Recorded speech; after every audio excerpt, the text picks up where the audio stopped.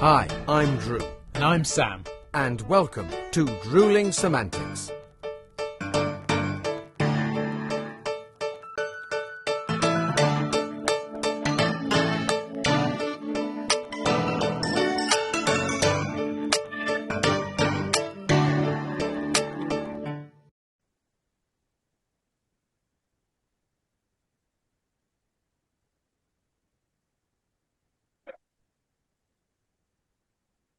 Right, mate. Sorry about that. And where the bloody hell have you been, Drewsif? Yeah, well, I just need to... Right, and no, you're not getting away with this one. Look, apologies, podcast listeners, watchers, people out there joining us in the ether today. I am grumpy because me and my partner here agreed to record 15 bloody minutes ago. Where have you been? Look, my beer is getting warm. Come on now, you better have a good excuse. It was an odd few moments. I went down to my car parked to the forecourt, down to the car, and got the boot open, ferreting around, and a not unattractive policewoman. I have to say that's not the whole point, but she said, "Excuse me, sir," I went, immediate guilt, immediate. What the hell have I done? Nothing. I've been to the opticians this morning, and I've been in the boot of my car getting some shopping out. Right. And she said, "Have you been around recently? I think she meant, have you just got out of your car?" And I said, right. "No, I've been in the house for about an hour now. I've just come down to unload some shopping from the car." What? Why? Oh, there's been an incident, right? So by which time then, curious, I'm going sort of peeking over her shoulder to look further down the street where there are two police vans, a police car, and one of those black vans that they take bodies away in is the only way you can put it, like a coroner's. Okay, right. And they weren't there about 15, 20 minutes ago, because I looked out the window, I thought, oh, I know what I've got to do. I've got to get. So then all of a sudden appeared. I don't know what had been going on. But I was apprehended, and I didn't help them in their inquiries because I had nothing that I could say, because I said, no, I've been in the house, blah. What can I, But so what you're confessing to on an episode which is going to be available forever, as far as we're concerned, is that you wasted police time because you were of no use. Wasted my time. The funny thing is, I'm standing there holding shopping bags in my hand, going, "These are quite heavy. I'd quite like to get upstairs." And I said, "Can I ask what has happened?" And she went, "No." It's like, so you want me to tell you shit, but you're not going to tell me what's been going on. So I don't know. But further down the street, obviously, some poor bugger has been taken away. I may never find out the circumstances around it, but it was just brilliant the way this policewoman. I said, "Can I ask what's happened?" She went, "No." Do you know? In other words, you can ask, but I'm not going to tell you. Do you know what it reminds me of? And this is quite a convoluted connection, but it just sprang in my head then, and I thought, when we do tax returns, or when anyone as a self-employed person does a tax return, obviously you have to tell the government, HMRC, how much you've earned and what you've spent your expenses on, and certain things are acceptable and other things aren't, and how much fuel you've used and what you claim as fuel and this and that and what's been paid as this and what's acceptable to blah. So you go through all that rigmarole. It's once a year. We all do it. It's a pain in the arse. I don't like doing it, but I don't find it so much of a chore because I like numbers and that stuff. I like numbers, and yes, yeah. But either way, we have to go through all that, and basically we have to try and get everything absolutely spot on, because if you don't, then you get penalised. But the reason it reminded me of that is because basically what that police officer has said to you is, can you tell me what's been going on here? But if you can't, then I'm not going to tell you. The connection is that with the HMRC, they go, we know how much you've earned and how much you can claim, but you have to tell us. But if you tell us the wrong thing, then you get penalised, or you might get done. Yeah, it's like, why don't you tell us if you know? Yes. I know. Like, someone somewhere. tell you what you already know, and if we get it wrong, you then want to try and penalise us for it. Hey, huh? Yeah. Yeah. So anyway, somebody somewhere has the upper hand, and it's not us, mate. just like you earlier, there was no upper hand, there was no knowledge, there was no advantage to anything whatsoever. Nothing. In which case, I will let you off, mate. I can. Thank you, because I was apprehended by the attractive blonde of the law. Is the way I can put it, We're going to get cancelled because of that. Because the first thing you notice. Oh, we're going to get cancelled. Well, I'm going straight to hell. I was just standing in my driveway going, "Do you want to arrest me? Go on, pat me down. I dare you. Go on." Look, other views on life are available. Drew does not represent everything. Do not take his words as advice or as the correct way to behave. But anyway, enough of that. You've apologised / explained. I've accepted / understand. And we can now get back on track with the normal shit rather than random shit, which probably closer than you think. But anyway, aside from being accosted by attractive police officers and other such gubbins, what have you been up to, mate? How have you been? Are you busy? And how's life? Yes, just bits and pieces of stuff. I've got a couple of dinner shows coming up that are new, so I'm learning the lines from those. For those, and I've got a little job coming up in later on, which we'll talk about near the time. Mm-hmm. So I'm learning the line. So I'm line learning at the moment, which is lovely. Nice. It's a great job. It's one of those chores that not everybody enjoys, but I kind of like doing it because you start off knowing nothing and you end up, further down the line knowing stuff, and it's quite a nice sense of achievement when you've got it in the back pocket. And it's a short rehearsal period as well, so. For the play. So it's like, I'm going to have to be off book or damn near, 95% in the head. So, yeah. So, it's all good stuff. How about yourself? What have you been up to? So, as you know, but others may not, I've spent a little bit of time in the theatre, but as an audience member recently, as a busman's holiday, as they say. Exactly that. So I've seen some great stuff, which again we'll probably talk about in the near future. But very, very entertaining stuff. Equally, I've got a new show coming up, another immersive dinner show, which I've not done before, so that's new lines for me to learn. And prepping for what I have coming up over summer, which is a big tour, which again is something we're going to talk about. This is a lot of stuff going. We'll talk about that at some point. But it's true because when we get closer to it, we'll be able to give more information and actually explain. Exactly. But equally, quite excited about a couple of guests we've got coming up because we're sort of working around things and trying to sort those out, and a few different directions again, and some different job sort of titles and things like that. So lots of exciting stuff, lots of planning going on, I think, for both of us and preparation. Interesting preparation. But let's not look to the future now. Let's look to the past or the present or wherever it sits, because I am sure, as always, you have some interesting news for us. Well, slight recent past. We had the BAFTA Television Awards at the weekend. A tiny little segue here. Attractive blonde policewoman spoke to Sarah Lancashire wins Best Actress for Happy Valley. There we go. Look at that. I've managed to tie that together. Yeah, policewoman. I'm going to be cancelled, but nice try. So. Yeah. But I might. But interesting. She's won it. She won 2 BAFTAs now for the same role, which I kind of find intriguing. She won it for Happy Valley before. Not to say that it's not a great performance. It's not my cup of tea. I find it distinctly dreary. But I like her as an actor. I don't like her playing Happy. Happy Valley's left me cold.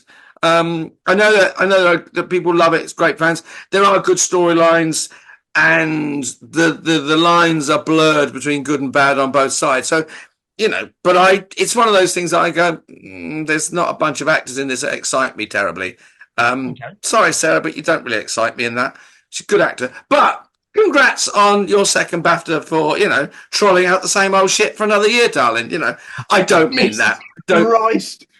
I don't mean that. We're talking about. We're not going to have a chance to bring him back on. Drew's gone full force this week. Wow. No, I find it intriguing that they give. I mean, that's not to take away her skill. She's a great actor. She really, really is. And I've watched her loads of stuff, and she is phenomenal. But I find it curious that you don't move on to another actress and go, you've won that, you've done that, and we know it's in the bag, and you're brilliant. And that, I don't know what another BAFTA adds to that, really. Well, I quite like to see another actor, that's done well, saying, okay, Sarah's got it last year, you can have it this year. Or just to play devil's advocate a little bit. Please do. That good and her portrayal that incredible that it's still the best thing on TV in that respect. I'm not saying that's my view, but I'm saying is that a reason behind? Because I see the counter argument. Yeah, as you were saying that, I was trying to think of an example I was going to say in real life. It is real life. It just happens that we're acting. But I was trying to compare it to perhaps, I don't know, something like it looks very likely that Manchester City will win the Premier League again this season. It's close. And as a Man United fan, if you haven't driven people away, I now have by admitting that. But I don't want them to win it. But then again, I don't want Arsenal to win it. And I certainly didn't want Liverpool to win it. So I'm happy that Liverpool won't. But anyway, I'm going off. Essentially, they have done the same thing again. And this will be, if they do win it, this will be the 4th time in a row. 4 times, yeah. Could you consider that similar? Well, no, because... Except she's kind of voted for, and Man City or our football team have beaten people. Now, she's beaten them by being... Do you know what I mean? She's not... That's what I'm saying. Not voting for Manchester City to win something 4 years. She's done it. It's in the bag. It's on telly, and everyone's going, hurrah, well done. Let's move on. And then someone else has gone, actually, we should go back and honour her for that. I'm not saying she doesn't deserve to win it. I just would have liked to see it given to someone else. And I get that. I guess for me, and again, there's no right or wrong, I would say it's not quite the same. If we were talking about, I don't know, and it wouldn't happen because it doesn't happen that way, but we're talking about the Oscars, for example, and let's say it was Will Smith won an Oscar for King Richard, amongst much controversy, obviously. Yes. If the following year he won the Best Male Actor Oscar again for King Richard, then that I'm going, but you can't do that because you're rewarding someone for the same thing twice. She's obviously done extra episodes and further seasons and stuff, so I guess it's the same character. Would you consider it the same as and obviously I'm playing devil's advocate here, I'm not saying I vote either side of the fence, but would you say it'd be the same as if, let's say, Daniel Craig won the Oscar for Best Actor for doing James Bond, and then the following year won Best Actor again for a different James Bond film? Just as a it kind of, it's because you're, I mean, yeah, the storyline's different, but the work is the same. I'm not saying that she doesn't deserve it. I'm just saying I would like to see someone else honoured for another piece of work that would promote that actor, the writers, the series, or whatever. Happy Valley, don't get me wrong, it's not my cup of tea, but I applaud its brilliance. It works. I've seen a couple of episodes, enough to know it doesn't it doesn't wrap my chain or anything, but I mean, I can see it's well acted, well put together. Yeah. And Sarah Lancashire, not to say she doesn't deserve a BAFTA. She's been honoured for it. It's been noted. Give it to someone else. I think what we're maybe doing here is flagging the fact that critique is a weird and wonderful thing. And oh God, yeah, absolutely. Yeah, someone else or a group of other people's opinions, essentially. Yeah, yeah.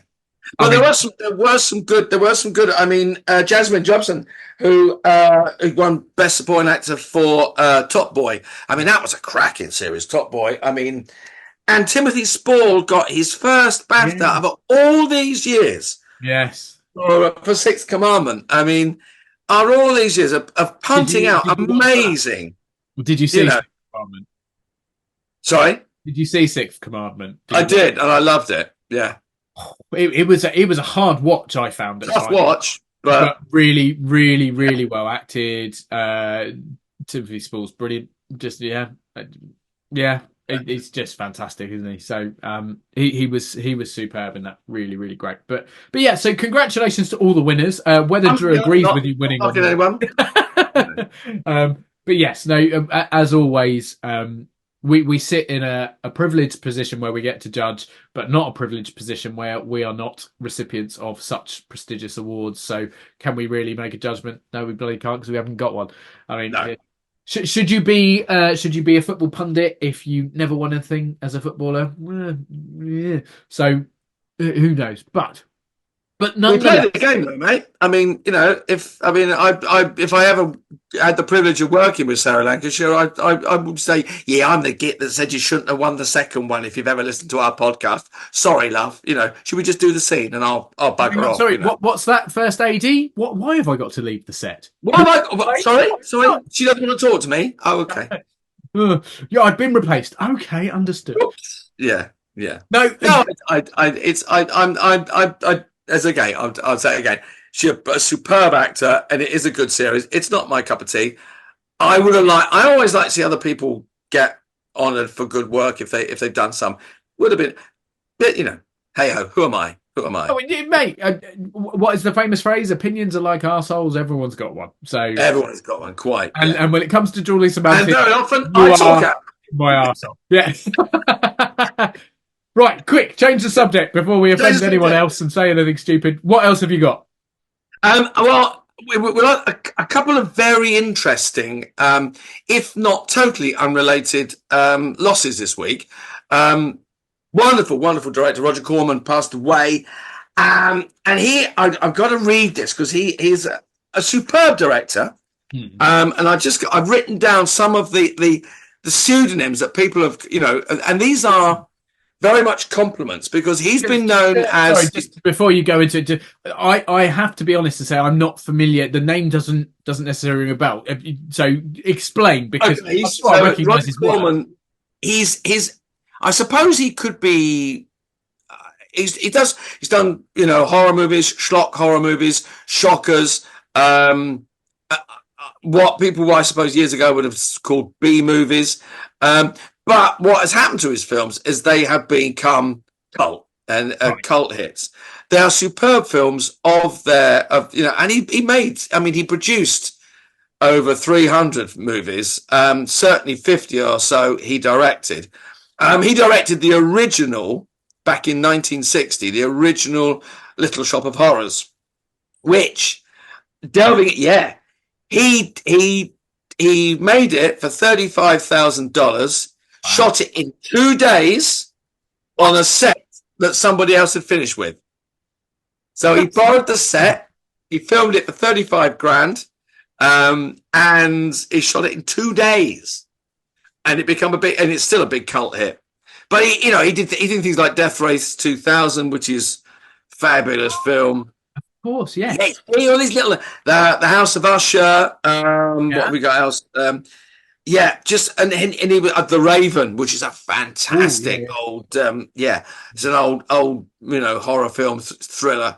But he's got, he was known as the King of Cult, the Pope of Pop Cinema, and as the Pulp Genius. I mean, he made some amazing stuff, and he passed away, bless his heart, at 98. I mean, he'd had a good crack at it, and he'd made some amazing stuff. I guess that explains things to a small extent on various levels. Number one, how he managed to produce so many movies, because when you live to a ripe old age and you have a long career, that makes sense. And equally explains why perhaps I didn't know so much about him, but you obviously did, because you must have been at school with him if he was that age. Of course, I've been along the way, mate. Of course.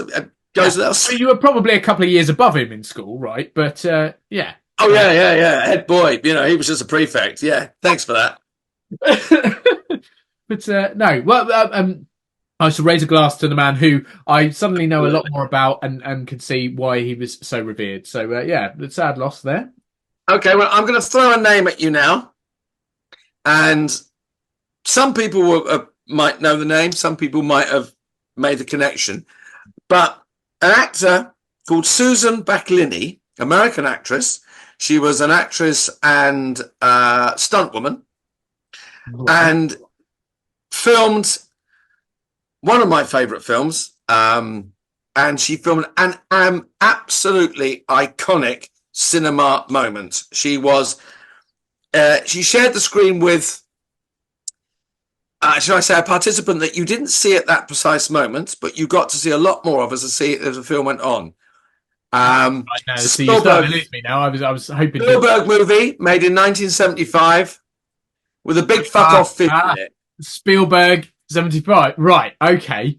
So are we referring to she shared the screen, or she was part of a team with an actor who perhaps doesn't live on land? Got it. Perhaps an actor with quite a few teeth. In fact, the German translation of the title of this movie is Teeth in the Sea. Teeth in the Sea. Teeth in the Sea is the German translation of, we're talking about Jaws. Jaws, yes, of course. Yeah. So, and it was her film debut. She was, as I say, a stuntwoman, an actor and stuntwoman. And she was the first female victim of Jaws in 1975. She has that wonderful thing where she's swimming in the sea and you see her dragged under, and there's that amazing moment of her screaming. It is, for me, I mean, I love the movie Jaws. I think it's a fabulous film. Not disconnected from Roger Corman's style of stuff. I think Steven Spielberg had watched a few of Corman's movies before making Jaws. Yeah.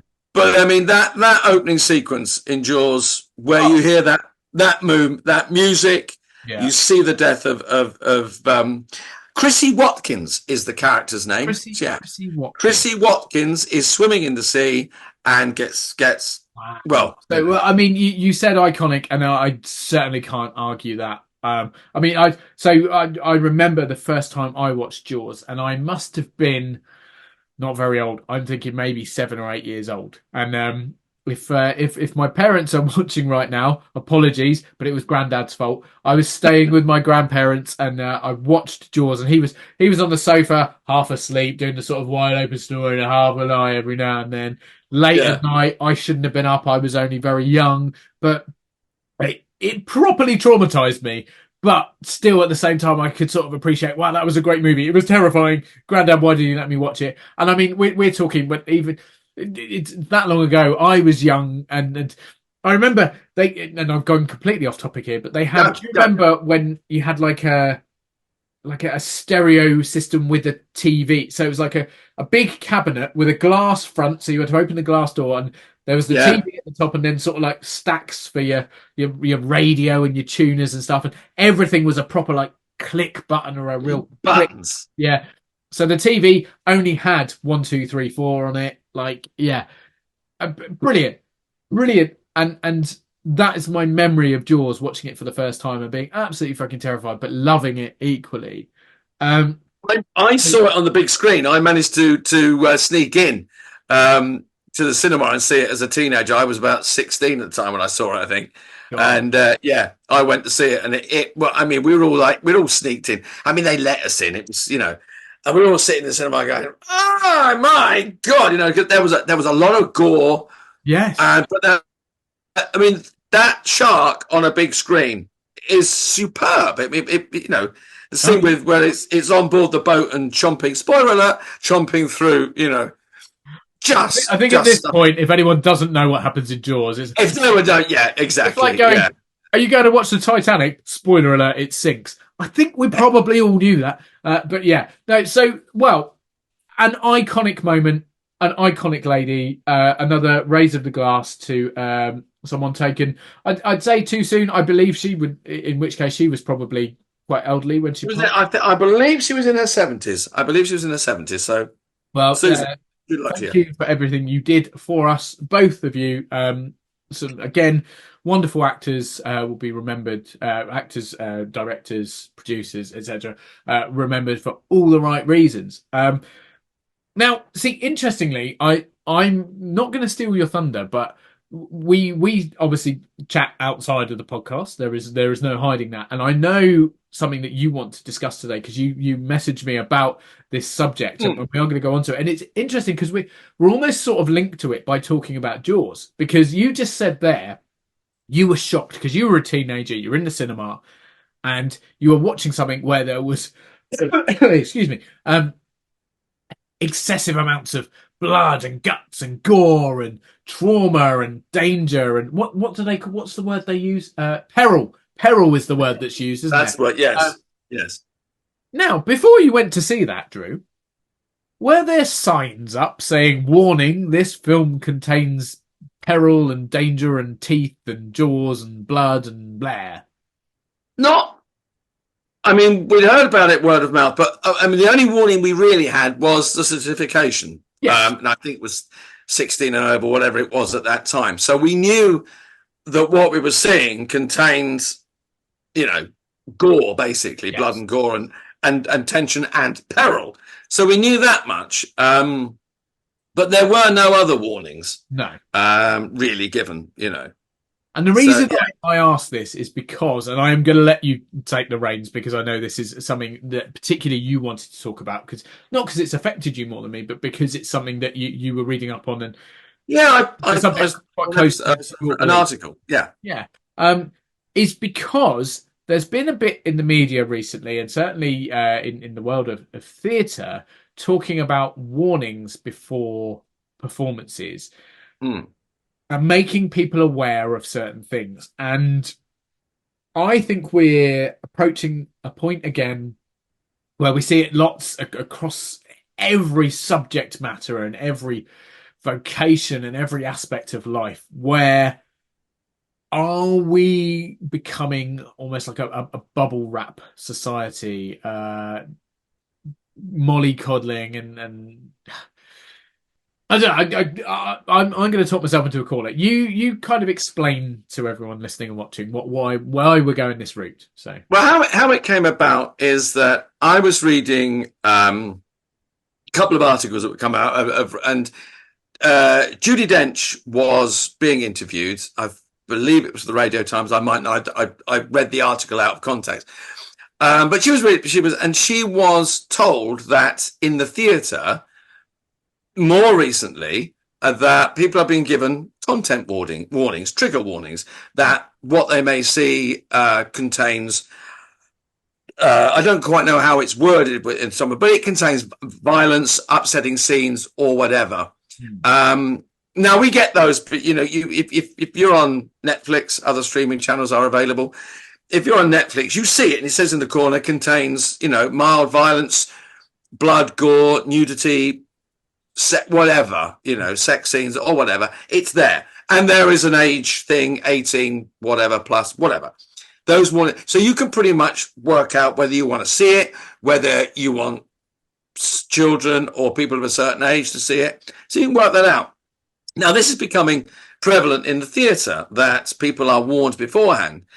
Now, there's always been warnings about loud bangs, flashes, strobe lights, etc. That's pretty obvious. If you're going to sit there, if you are, if you suffer from epilepsy and there is a strobe light on stage or loud bangs or whatever, if you're deaf and you need to turn your hearing aid down because you're suddenly going to get a gunshot, that is practical. That no one would take issue with that. Driven, essentially, isn't it?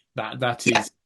Yeah. There is a logical and medical need for those warnings. Absolutely. But Judi Dench was quite surprised and said, what I heard was, do they do that? And I'm going to read her.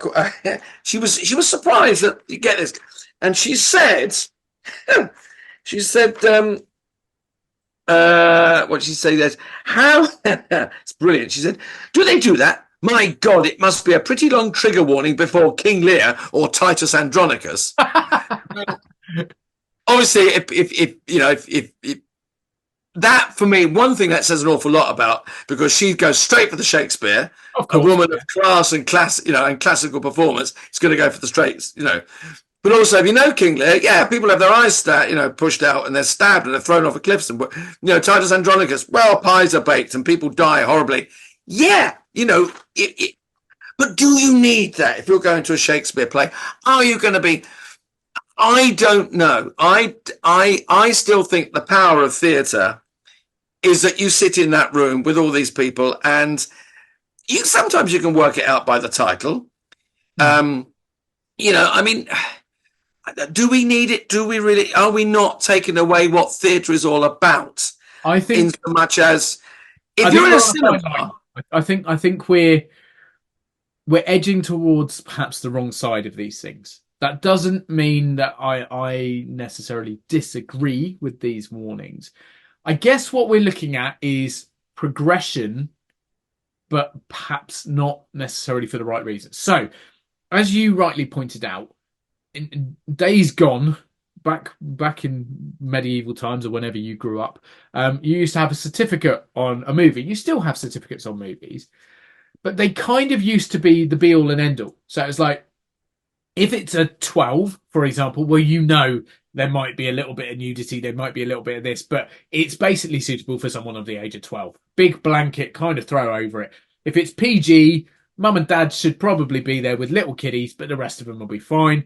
If it's you, anyone can watch it, doesn't matter, it's not going to offend, upset anyone. Then you get to your 15s and your 18s. 15s getting, well, we're approaching the point now where to be over 15, you've got to be 16. In the UK, 16, well, you can start to have sex at 16. You're approaching the driving age, so responsibilities are higher. So perhaps they're saying you're able to deal with things differently. 18, you're an adult. It's on your head. You don't like it, it's your fault for going. We had that understanding up to a point. Now, as you say, Netflix, Amazon Prime, blah, blah, blah, all sorts of things like that. Disney, even the BBC, they're putting warnings beforehand. Is that because when you're watching streaming services, you don't necessarily have certification? Then, so that's sort of covering that gap, maybe as a replacement. or maybe, sorry to interrupt, maybe you're watching those streaming services and you aren't with an adult, so there needs to be some fun. But then again, it's not going to stop you. So it's not, but it's like if you try and go on dodgy websites, if you try and go on a gambling website or some sexual content website, there's a thing that says, are you over 18? Tick this box. Well, I don't know about you, mate, but I've been ticking that box since I was about 12. So they can't tell. That said, and we won't go into it now because it would be a whole other episode and it's not really industry related, but they're talking now about having proof of age for social media, aren't they? They're talking about going into that. Driver's license and blah blah blah, and passport, etc. Possibly a good thing, not something for us to discuss now or possibly ever. That may well hit the streaming services. If it hits social media, I can see it being flipped onto streaming services. It may well do.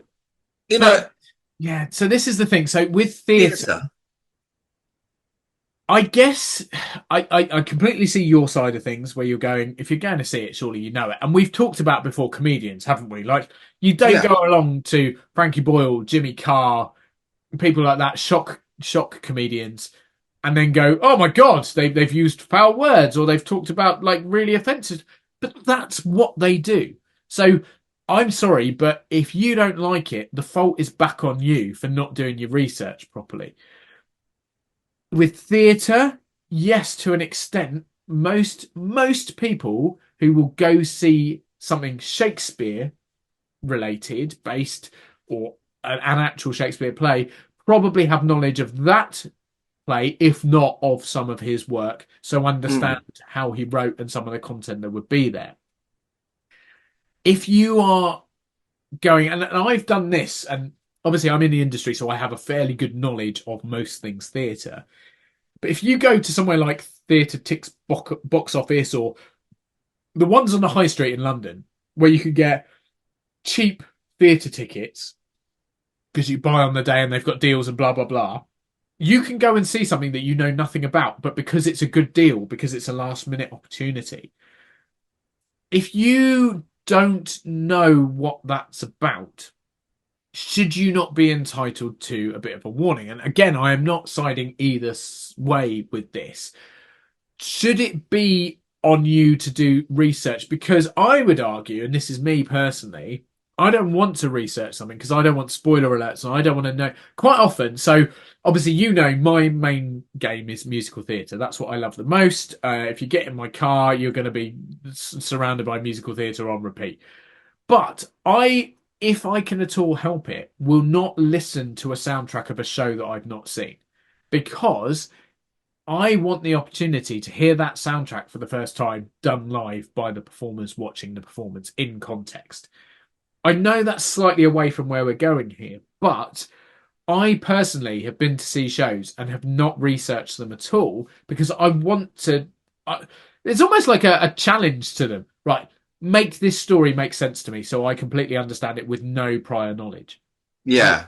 So I'm not saying there's a wrong or right to this, but I'm just sort of putting other elements. And this has been I feel like I've certainly been the antithesis to everything you've said today, not deliberately and not to cause argument. No, I mean, I can see the argument for and against. I mean, if you're going to make those sort of warnings, so that I would make those at point of sale.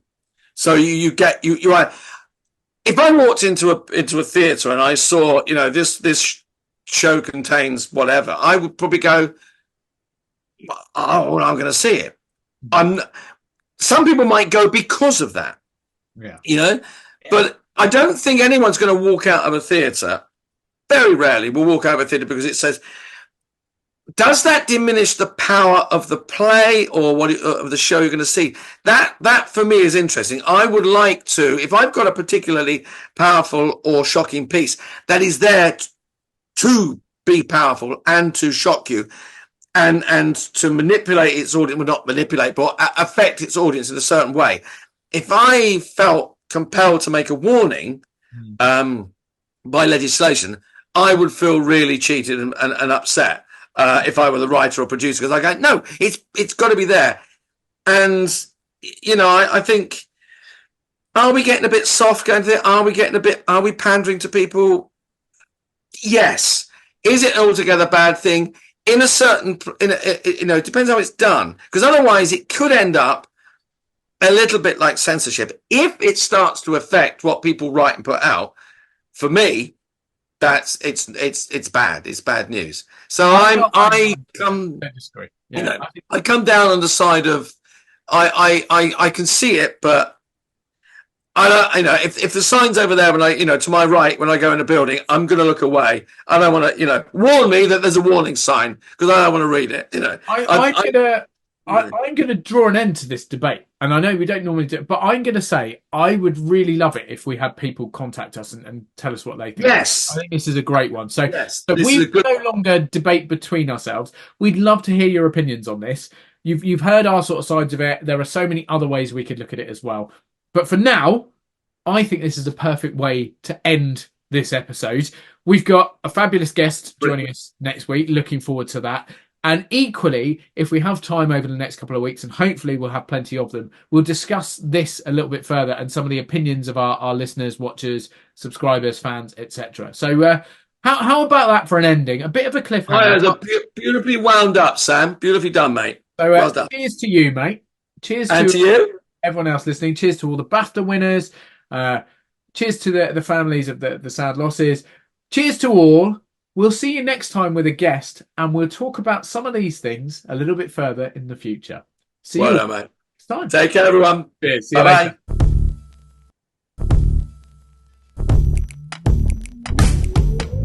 Thanks again for watching this episode of Drewling Samantics. Please make sure you subscribe to our channel and turn on notifications so you never miss a new video. Don't forget, we're also available as audio only. Just search Drewling Samantics in any good podcast app. And please support us on social media. All our links and handles are on screen now. We love welcoming new followers and subscribers, so why not share with your family and friends so they can join in too? Thanks very much. See you next time.